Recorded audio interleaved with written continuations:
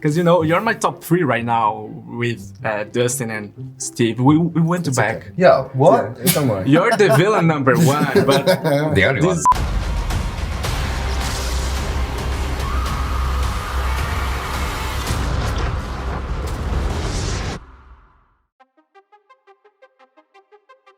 So guys, I'm Victor Aliaga from IGN Brazil. Hi, Victor. So nice to meet you. Nice to meet and you know, here in Brazil, we call you guys as maiorais, which means something like MVP. How's that sound for you? Mayonnaise? Maiorais. That sounds like mayonnaise. That's a condiment, but it feels amazing. Feels fantastic.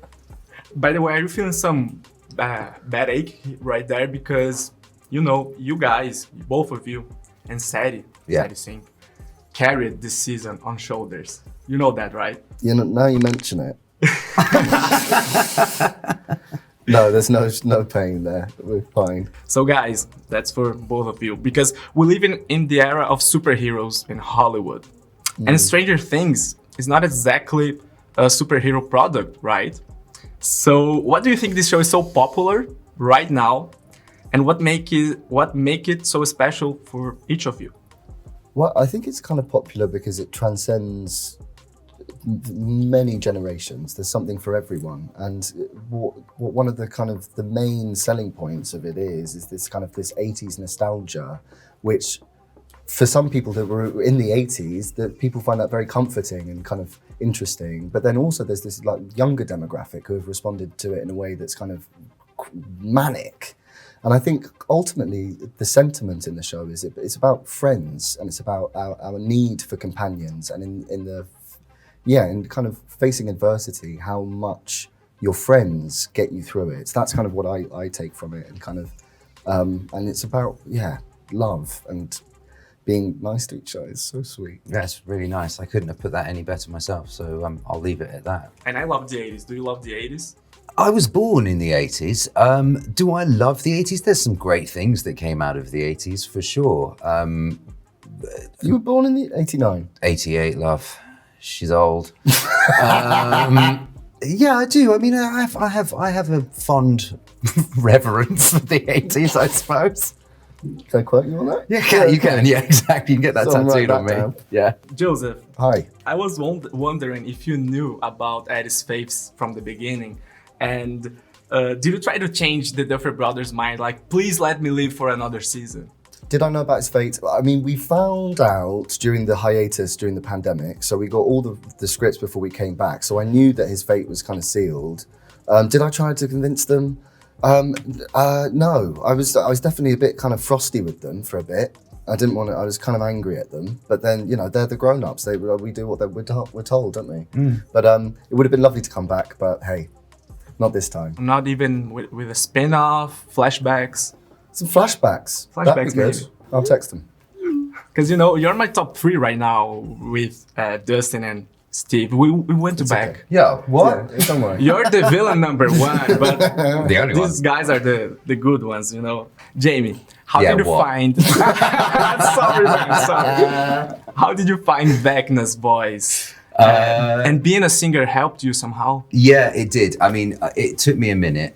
When I first started, I was doing this sort of like classic monster voice when we were doing the read-through, and I don't think you were. It was very weird. It wasn't good.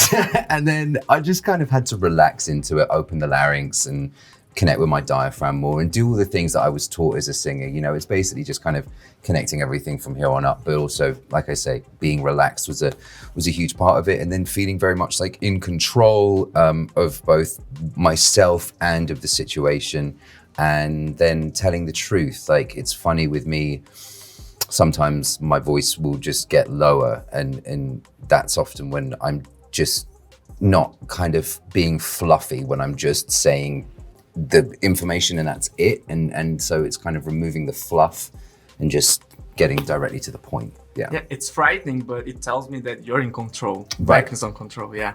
Let's talk about Metallica.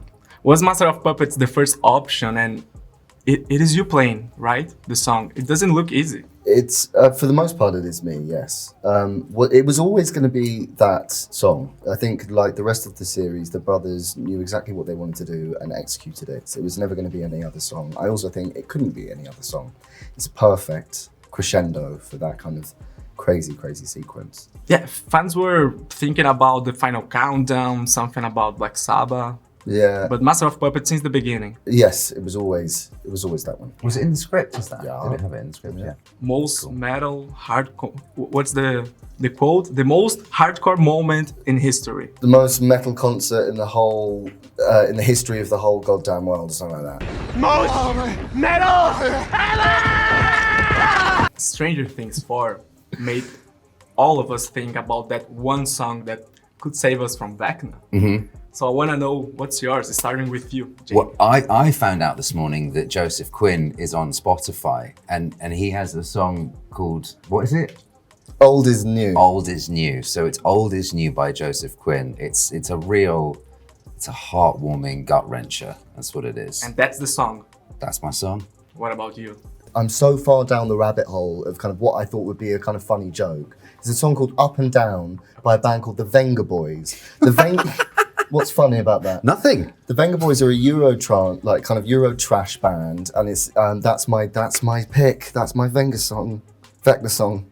Mine would Venga be song. Mine would be Save a Prayer from Duran Duran. Nice. Or Great Never tune. Tear Us Apart, NXS. Big Great. tune. Joe, Jamie, thanks a lot for your time. Thank you. It's a pleasure, Thank and you. congrats on the show. Again, maiorais. Mayonnaise. Thank you. Mayonnaise. Ketchup. Back at you. Can we take a little selfie? Yeah. Sure.